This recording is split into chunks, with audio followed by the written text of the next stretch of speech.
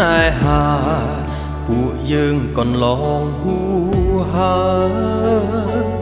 ចង់បកក្រោយវិញក៏មិនបានអូនស្អប់បងដៀលអូនជាមនុស្សសាមញ្ញចិត្តដេរឆានជាស្រីសាវ៉ាអូនចេញទៅបងមានវិបដិសារីសុំទោសថ្លៃសុំទោសមែនណាដែលហ៊ានចោទអូនជាស្រីសាវ៉ាសូមជីវ៉ាអង្គភ័យទោសឲ្យបងផងសុំទោសដែលបងចោទអូនថាសាវ៉ាសុំទោសដែលបងគ្មានចិត្ត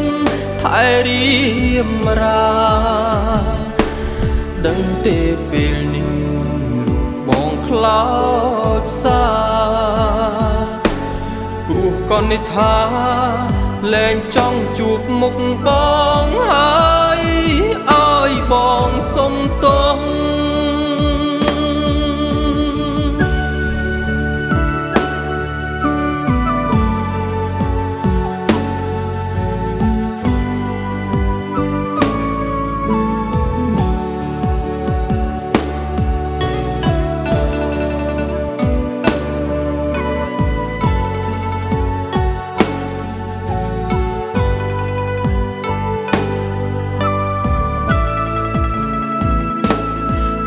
ចេញទៅ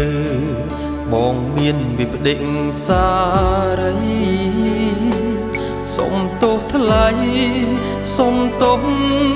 មែនណាដែលហ៊ានចោទអូន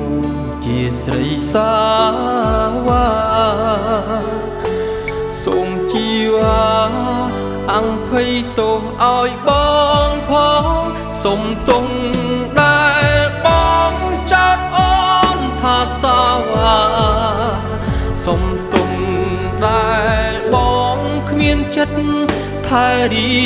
មរាដឹងទេពេលនេះលោកបងខ្លោចផ្សាព្រោះកននេះថាលែងចង់ជួបមុខបងហើយឲ្យបងសុំទោសសុំទោសដែលបងចោទអូនថាសាវ៉ាសុំទោសដែលបងគ្មានចិត្តថែរៀមរាដឹងទេពេលនេះរូបបងខ្លោចផ្សា